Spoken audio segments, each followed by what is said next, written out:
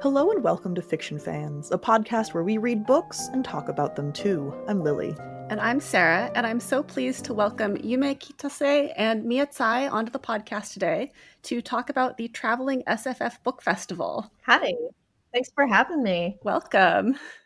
Yeah, thank you. Well, so excited to talk about your event that's coming up in, depending on when this episode comes out, a couple of weeks, probably. But before we get into that, what is something great that happened recently? Does anyone want to go first? I can go because I do have an answer prepared. My good thing is that I went to a Writers with Drinks event that Charlie Jane Andrews put on in San Francisco last night, which was fantastic. I had a really great time there. Some incredible authors were doing readings, so I hope that she starts putting those on again because I've been sad that they've been on hiatus. Yeah. Awesome. I see those on Instagram and they look so fun, but it was obviously, yeah. It was incredible. If you're ever in the city when she does one, highly recommend one. Yeah. My good thing is very small, but I had sushi for dinner last night. Always Nice. good. Yeah. My good thing was there was a Taiwanese and American breakfast pop-up at the coffee shop across the street from where I live. And so I just found out last night. So this morning we trucked on over and I got some Taiwanese inspired American breakfast options, except I got like the most Taiwanese one because I just got congee with like all the stuff in it. But my husband had a scallion pancake, bacon, egg, and cheese. Ooh. So not a bacon, cheese, and egg, or however he said it. Yume, how did Cuomo say bacon, egg, and cheese? I think it was bacon, cheese, and egg or something. It's so weird. My good thing is there is a book that I've been dying to get my hands on because it is the 13th Booker Longlist book, which my friends and I tried to read before the shortlist comes out, which is Tuesday. And I had given up on getting my hands on this book. And my friend who was staying with me was just able to get the last book for me. So I have it in my hands. And That's wonderful. Yay! I really jumped for joy when I got it. So LB, the MVP. yes. And what is everyone drinking today? I have it's called a blue jasmine, but that's just because there's flowers in it. The tea is not actually blue, which I was very disappointed to find out. I just finished my nitro cold brew from this morning, so I'm definitely a person who drinks coffee like little by little across the entire day. Nice. 3 o'clock for me is what I like to call decaf o'clock. That is when I have my decaf. Since we finished this, I'm going to go run and make my decaf. Nice.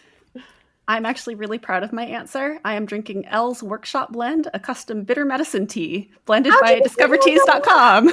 So How'd you get that? when I bought bitter medicine from you at JordanCon a couple of years ago, I think you were giving these out. And wow, you saved it. I am in shock.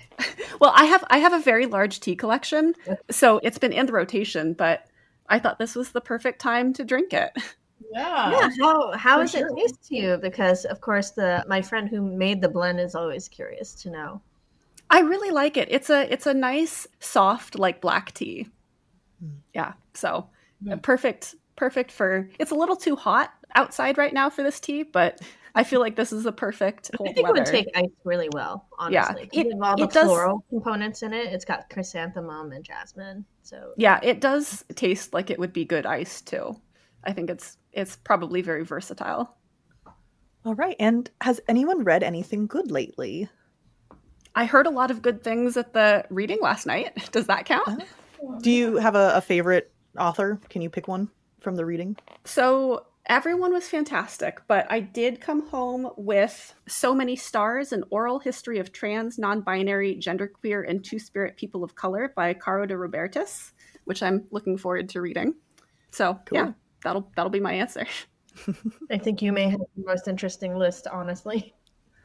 So I just, as I mentioned, I'm reading my way through the Booker long list, and my favorite so far on the list is this book called Sea Scraper, which is this very spare novel that is just, it basically is like a man and his horse and a couple other side characters, but there's something that's so well done about it. It's just like, it's a very simple, deceptively simple book, very atmospheric, and multiple people who were reading it texted me saying they were very stressed out. It's like, you know, in a good way, like, yeah, which I think is just impressive that you can do that with, you know, relatively little frills. And if you listen to the audiobook, as I did, you can listen to the author actually singing a song that he composed for the book. Oh, and I should say who the author was, sorry. Sea Scraper by Benjamin Wood. I honestly have to admit to not being able to remember anything. I have his next release literally like a week and a half from now. Salt Crop is coming out. It's sitting in the back of my car waiting for me to be destroyed because I peeked at it and then I was like, oh no, I don't think I'm emotionally ready for this. And I've got so many books sitting around the studio that I have like started reading and then just I am a serial DNFer. So they're all lovely books. It's not the book's fault that I DNF. It is just like I ran out of time literally to read books. But I've got Let's Become Fungal, which is a nonfiction book by Yasmin Ostendorf Rodriguez, and it is the full title is Let's Become Fungal: Mycelium Teachings and the Arts, based on conversations with indigenous wisdom keepers, artists, curators, feminists, and mycologists. So it's sitting over here, and it looks like it's going to be one of those where I really need to like turn my brain on, which on one hand, I love turning my brain on, but on the other hand, my brain is so tired. Yeah. I don't know if I'll make it through. Mushrooms, of course, are a very important element of The Memory Hunters, which is Mia's new release, which I highly recommend. Excellent. A lot of nonfiction today. I have just been doing podcast reading, but we're getting close to spooky month, so I'm excited for some scarier books. I think our first one is The Haunting of Hill House by Shirley Jackson. Ah, yes. Which I've never read any of her like novel length work. I think everyone in the whole world has read The Lottery. Not everyone. Really, Sarah? You went to read. school. I don't think I read it, actually. Yeah. Oh, I mean, it's very good. There's a reason why it's Now I have FOLO, though. Thank you. Yeah, it's a short story. It's very quick. I'm excited to see, because like short stories are so different from a novel length work, like how different her writing is going to be. So anyway, I'm excited to get started. Yeah, nonfiction is my happy place because I read so much fiction for work. So I will always crack into a nonfiction book without hesitation. And a fiction book, I have to think about it and be like, oh, am I ready for this? Have I been prepared? Well, we are here to talk about the Traveling SFF Festival, which is a series of events over about 2 weeks where there are panels in, I believe it is 8 different cities. And so I think I'd like to just kick us off with, what is the history of this event? What were you inspired by? Yeah, I mean, so the impetus really actually is, this is maybe a sort of more meandering route than you might be expecting, but the impetus actually was an event that Mia put together, which was called Concurrent. And so maybe, Mia, you can talk a little bit about Concurrent, because that really was the thing that sort of then inspired me. We were both procrastinating in different ways, and I guess we both procrastinate by taking on very large projects. But I saw Mia organizing that, and it was just such an amazing thing. And I decided, as I was planning my own book tour, it would be much more fun to just do a group road trip style book tour. And it's sort of like, in classic fashion, sort of snowballed and then became a whole traveling festival. But Mia, yeah, if maybe you can say a few things about like how Concurrent came about. Well, I think this goes all the way back to what are publishers ready to do for authors when it comes time to market and publicize their books. And the answer to that question has been changing more rapidly, it seems, in the last 5 to 10 years than it did in the times before. Previously, we could count on specific things from the publisher, like scheduled appearances, or you would get a list of things that you had to go and participate in. And the landscape is always changing. And so strategy always has to change also for marketing and publicity. And so I feel like more and more, I mean, I shouldn't say I feel like, I know, like Yume and I have definitely felt this. The onus has been on the author more and more to prepare their own events, to figure out, like, how do we get word out? How do we spread the info so that people will start, talking to each other about it? And that leads to a very Thanos from Avengers Infinity War feeling where it's like, fine, I'll do it myself. And Concurrent came about because of choices Worldcon had made with regards to who was paneling. And I had seen a bunch of folks that I really believed should have had a voice at Worldcon just get rejected or ghosted, and it really was a ghosting. They just decided not to send the second round of rejections out because the timing was bad. They had planned to do it, and the ChatGPT thing happened like the same day. So they were like, well, I guess we shouldn't send them, which, you know, I would have appreciated a like flat out rejection. At any rate, I saw who was going to be paneling and who wasn't, and like the people who got rejected from Worldcon was honestly shocking to me. So I said, fine, I'll do it myself. Let me run a con across the street from the main Worldcon hotel, and it'll be a one-day thing, and I'll throw these panelists together on panels that I really believe will dig into current issues and current subjects in sci-fi fantasy. The nice thing about being a con that I put together in like 11 weeks flat is that we were a lot more agile than Worldcon.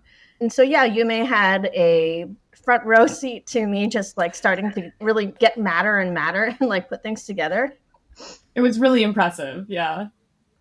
And it was great. I mean, I went to it and I thought it was amazing. Yes, Yume, of course. I roped her in. Everybody in like that little group, I'm like, you're coming, right? And they're like, oh yeah, of course. No, it was so good. And it was packed. There was clearly like a hunger for it, and people were really interested in the programming, and the conversations were great. So I thought it was great. And I mean, just to go back to your original question, I mean, I'm actually very lucky. Like my publisher does quite a bit for me as a mid-list author. My first 3 books have been with Flatiron, and they do 3 or 4 events for me. But I love events. I think normally for a mid-list author, you wouldn't get even that many events, and certainly not more than that. But I guess my view is a book tour isn't, to me, about selling books directly. It's not about, you know, I did these events and I sold X number of books. I think the bookstores certainly want to see sales, but it doesn't matter if they're my sales, in my opinion. Like if I do a joint event with somebody and together we sell a bunch of books, I think the bookstore is just as happy, right? So I did a couple joint events in the past that my publisher organized, and it was a lot of fun because to me it's so much less pressure as an author, because the attention isn't just on you, and you don't have, the show is like a joint show, and like you're entertaining people together, and like, you know, you don't have to bring out the same kind of turnout because, you know, presumably your partner is also bringing people out. So it's not just like I don't mean just like a conversation partner, which is like the typical book event where you have an author, you know, talking about a book that nobody has read yet because it hasn't come out yet. And then their conversation partner, who's the only person in the room who's read it, who's asking you questions about it. And, you know, I love books. And so I don't mind that personally, but as somebody who does those types of events, it can sometimes feel a little bit like I'm sort of having this conversation about a book with somebody that none of you guys have read yet. So, you know, to me, like when you go to a convention or a festival, one of the things that's fun is that the conversation goes beyond just the book. It's talking about genre, and it's getting to sort of hear like the books that they like to read, and, you know, interesting craft elements, and sort of, you know, like listening to a good podcast. So in my theory was that if you do a panel style discussion, and I've been to some of these before with authors at bookstores, and they've always been really interesting, that you can have a really interesting conversation. You can sort of create a less traditional style event that, like, you know, you can sort of bring in a broader audience potentially than just like a author's fans who, like, frankly, I'm not famous enough that I could draw a crowd in lots of different cities. And so, you know, together maybe we can bring in a broader crowd. Maybe you meet readers who have never even heard of you, you know, but might be interested, but they're just, you know, fans of certain genres. And then building relationships with those bookstores who've all been amazing partners in planning this. And also theoretically maybe share costs a little bit to reduce the cost of this thing, because we are, you know, most of it is not funded by publishers. So we were able to sort of piece together funding both from Smith College, who's been incredibly generous and is funding some of it because they have one of the events. And then some of us did have publishers who are paying for like hotels. And so we're sharing hotel rooms, and then, you know, we're splitting the cost of everything else. So it's like, to me, sort of changes the equation also of like how worth it is it to do as an author, because a lot of us don't have unlimited resources to, you know, fund our own book tour. And I think it also, as an extrovert, like I think it's also just going to be so much more fun, not just for the people coming to the events, but also for those of us who are participating in it. So I'm really excited. I was going to say, Yume, like with the way that publicity and marketing is right now, like it used to be that I think publishers had a much better idea of what their author's strengths are.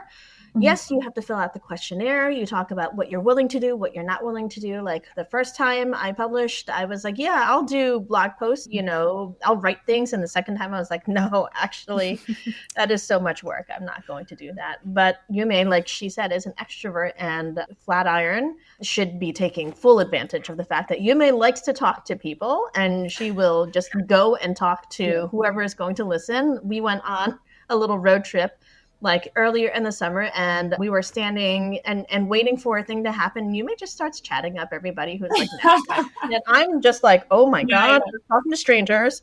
Pretty good at it. Oh, and then Mia, and I'm like, hey, I'm not involved in this. So.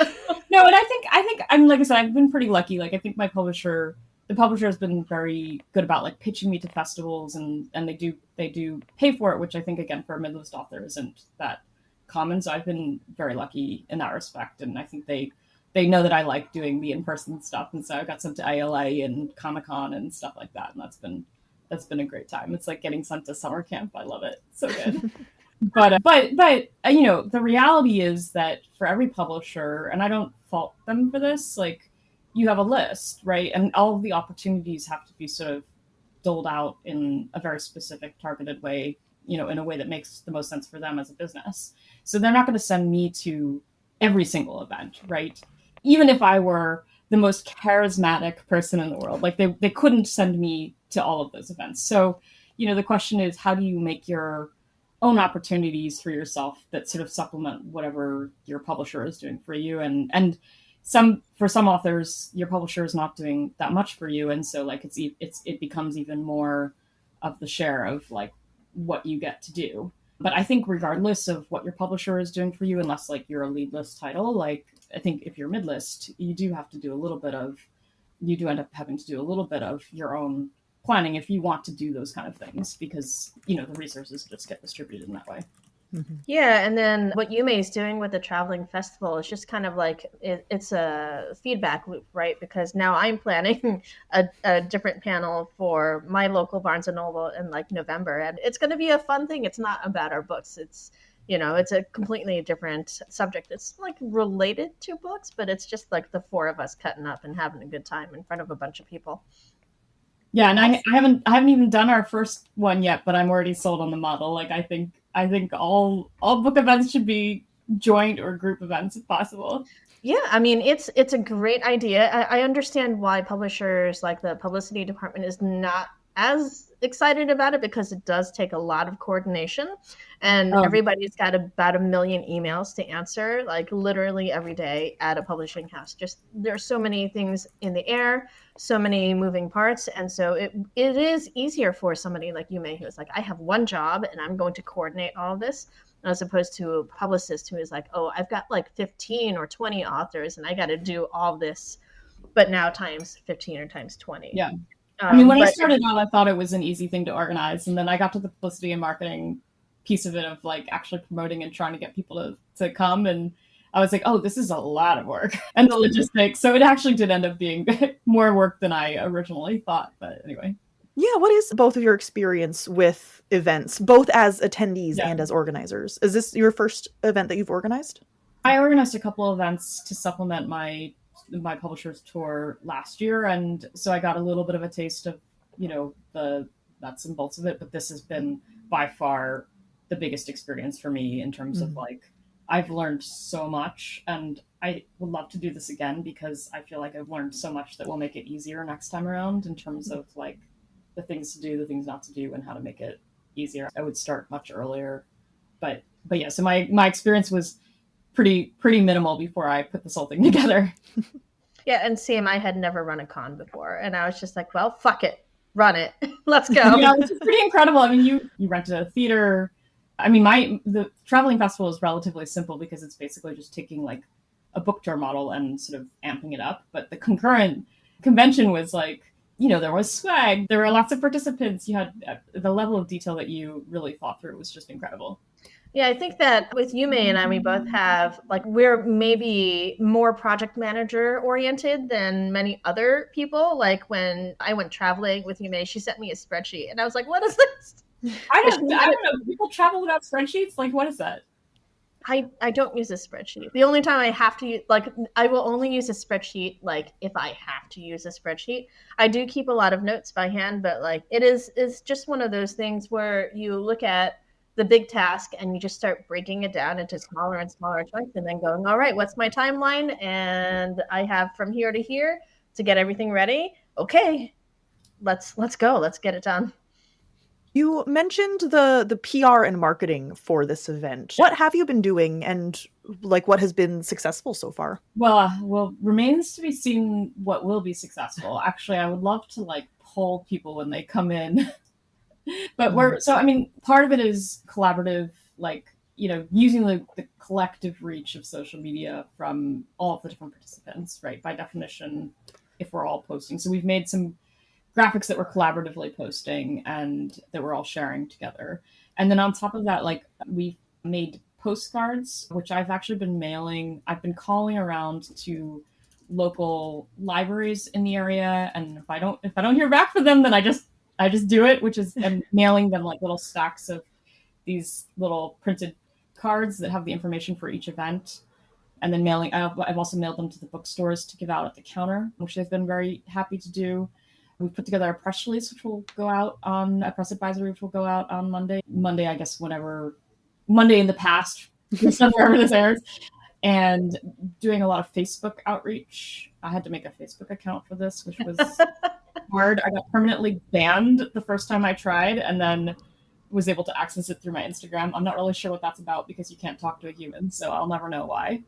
We're just trying new things. And I'm very curious to see what ultimately gets people to come. Oh, also emailing universities, emailing local science fiction and fantasy groups in the area, and just sort of trying to get the word out.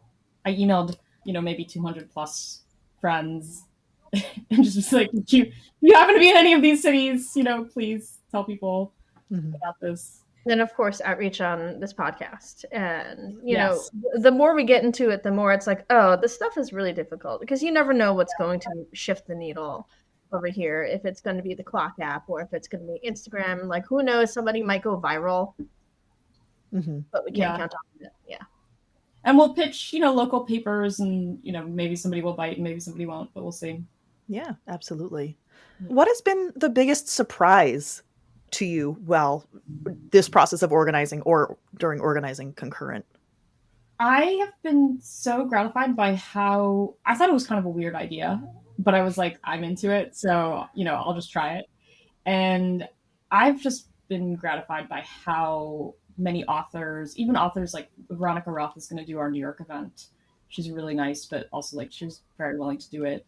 People that I cold emailed, like Ray Naylor, I had always heard great things about, but like I've never actually met him, and I just cold emailed him. Or I had a friend who introduced us, and I was like, do you want to do this? And he was like, sure, I'll do 2 events. So it's just been really awesome to hear from other authors that this is something that they're interested and excited to do, and that you could cold email both bookstores and authors, and people were just very interested in it. I think that as a model, it works really well for those of us who don't want to be promoting our books all the time. It is, it's part of the job, but also we authors are also excited about other people's books. And we'll talk about our books, but we'll be so much more excited to talk about other people's books or what we see as happening in the genre, or what media has been really influential, commonalities between the books that we've been reading recently, et cetera, et cetera. And I think that would generate a livelier conversation than having to answer questions about a book that nobody has read yet.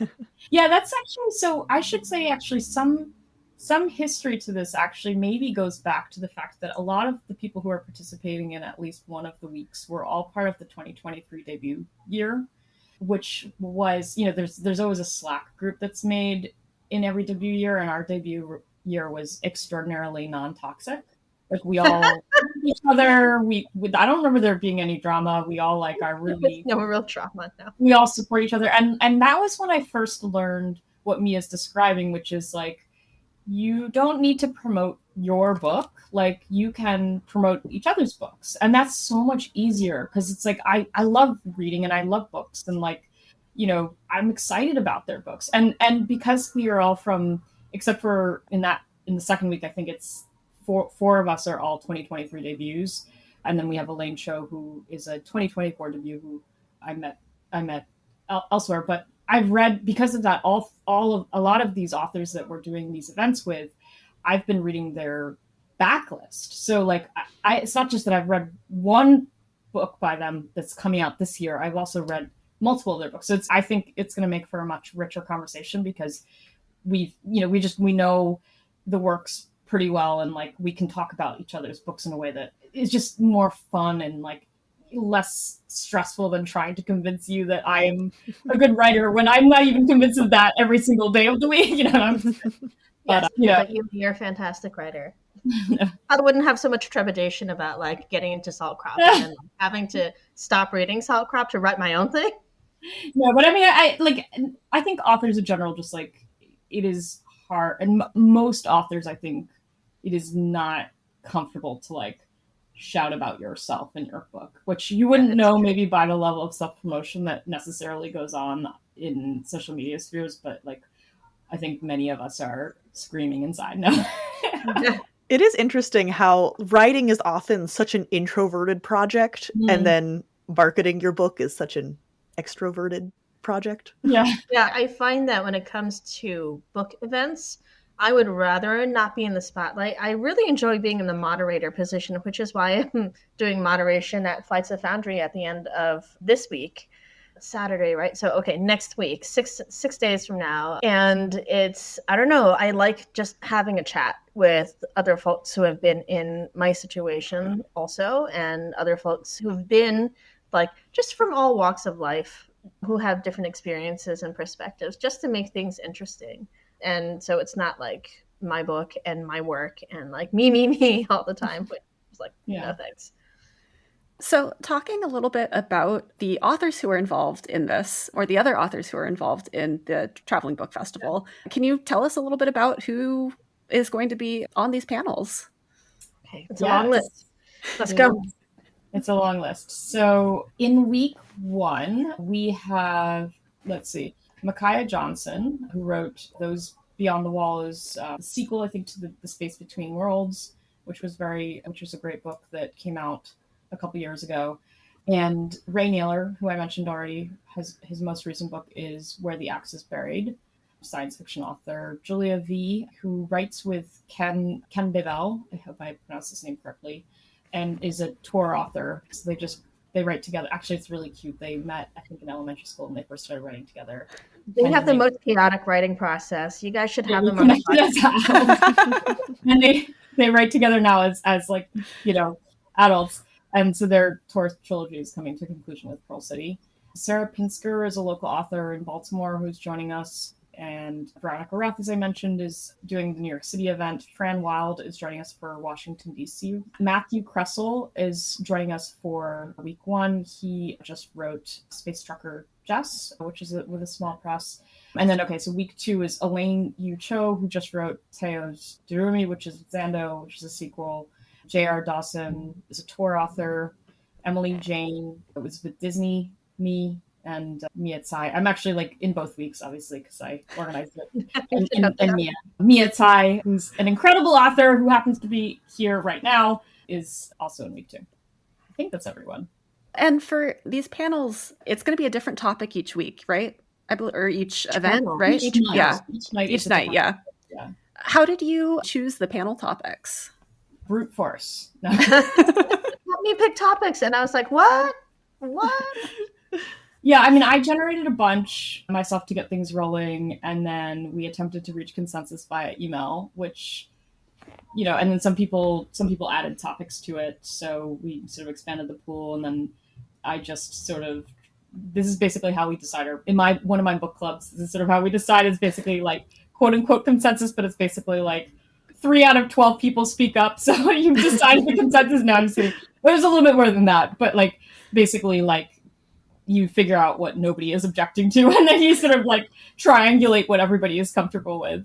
So it was a bit messy, but if I were to do this again, maybe there would be a better process for it. But it was important that for each night, we're going to take turns moderating the topics. So if it doesn't fit everybody's book, it's not the end of the world. But in general, we were trying to find topics for each night, because each lineup in each night is slightly different in week 1.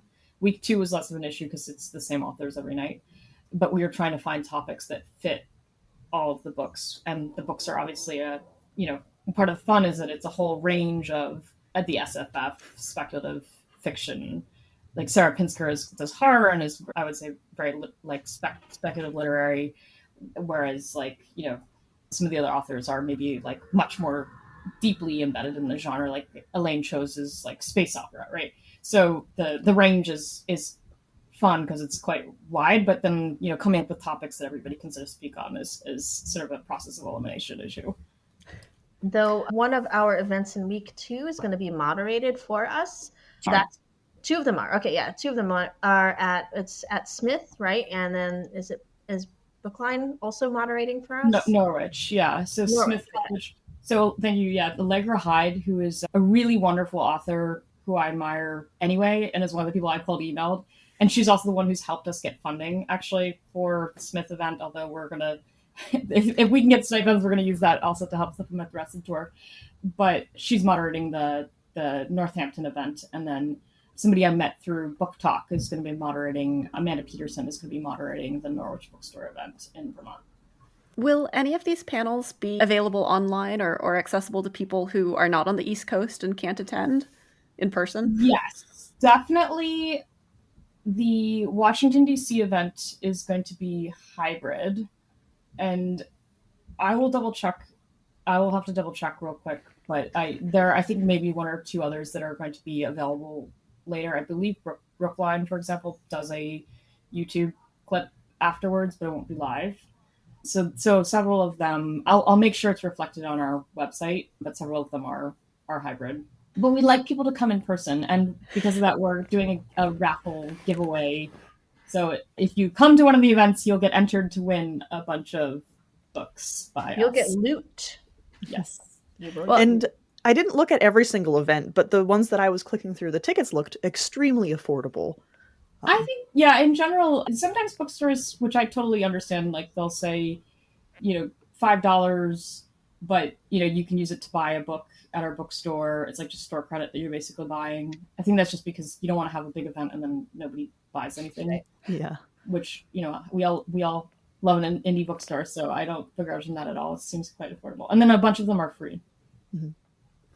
Though I will say that having a drop-in panel like this where the bookstore doesn't have to give any resources beyond keeping the lights on and having like a staffer or 2 spend another hour or 2 on the floor managing the actual bookstore, it's attractive to bookstores because they don't have to get extra manpower to do that. Yeah, I actually had one of my events canceled because the bookstore simply didn't have the people to staff while another bookstore employee would be moderating or like being in conversation. So yeah, that's a big issue. And Yume has circumvented that like quite easily by putting a bunch of us together. I noticed that the title of this event is the Traveling SFF Festival 2025. Oh yeah, I'm ambitious. No, yeah. You noticed that, huh? Yeah. It sounds like we can look forward to perhaps a 2026 festival as well. I definitely would like to. I'm no longer going to have a book in 2027, but I will have a paperback for this book coming out. So maybe and also like I don't own this idea, so in theory, I suppose like I could pass the baton to somebody who does have a book coming out. But no, I'd be down to do it again, and I think we would probably do it a different route each time. That's sort of my vision, is that like each time you do a different route, you hit different cities, meet different new bookstores. Although some of the bookstores that we've worked with have been so amazing that like I could see working with them again in the future because they've been such cheerleaders. But yeah, I mean, we'll have to see how this one goes, right? It could be an utter failure. So, hopefully not, because it's now 2 weeks. Yeah. Hopefully it's a roaring success and you are able to do it next year as well and continue doing it for many years. Yeah, so if people come out, we'll do more. Yes. Everyone who is in those cities should attend. Yes, please. So, Yume, you just had a book, or you have a book coming out soon, and Mia, you just had a book come out. Can you tell us a little bit about your books? Oh, man. Yume's got the most recent release, so I'm going to let her go first. I'm also going to pull my pitch sheet up because I cannot remember anything. So my book is Salt Crop, which is about two sisters who sail across a climate-ravaged ocean in search of their missing sister, and it's a dystopian novel. And I will say, if you've read The Deep Sky or The Stardust Girl, which were my first two books, each standalone, by the way, they're not related at all. It's very different tonally than those two books. So just forewarning that it's a slightly different pace and a slightly different tone, and that's intentional. I was trying to experiment a little bit. So it's definitely one of the hardest things that I've ever written, and I pushed myself a lot. The Memory Hunters came out at the end of July from Erewhon, and like Yume, I also pushed myself on this one. It is tonally a 180 from Bitter Medicine, so whatever you expected from Bitter Medicine, please do not expect the same thing again.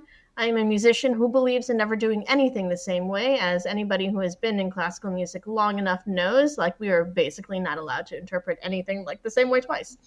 So The Memory Hunters is an adult science fantasy, once more in the cross-genre space. It is mushroom anthropology meets museum ethics, when a brilliant anthropologist finds a forbidden memory and asks, who tells your story and what gives them the right to tell it? All wrapped up in some creepy mushrooms and set in a post-climate disaster world that is Appalachia-like.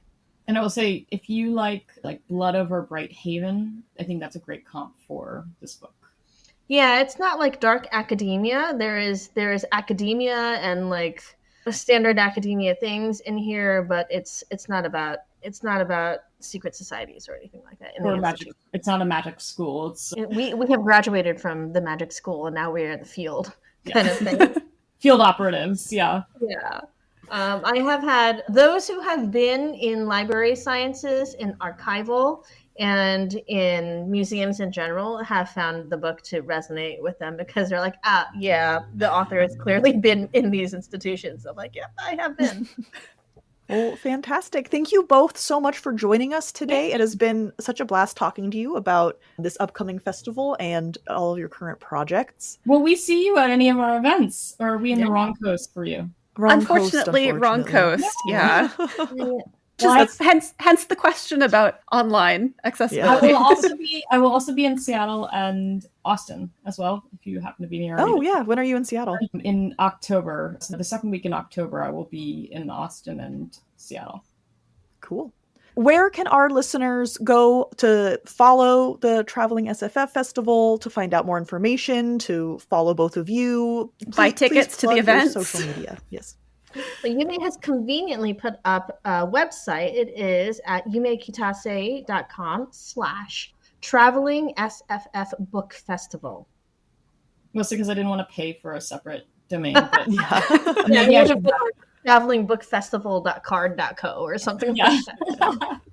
Yeah. And if our listeners want to follow both of you to get more news about your books, where can you both be found? So I'm at Yume Writes, YUMEWRITES. At Instagram is my most favorite platform at the moment, but I'm also on Blue Sky and TikTok, but I'll say that very quietly because I'm good. I am at miatsai.com. That has like the link tree to just about everything. I am on, because my username changes depending on the platform, unfortunately. So on Instagram, I'm Mia Tsai Books. I think there are dots in there. And on Blue Sky, I'm at It's Mia, but really just go to the website and then just like click the various icons that'll take you to my socials. Yume and I also have newsletters. Yume's is very well. That's what I do. I have a newsletter. It's monthly. Thank you. All right. And most of those links will be in the episode description. So if anyone's interested, they can go ahead and click on that. Yes. Thank you again for joining us, and have a wonderful rest of your afternoon. Thank you guys so much. Yeah, this is a blast. Thank you. Thank you.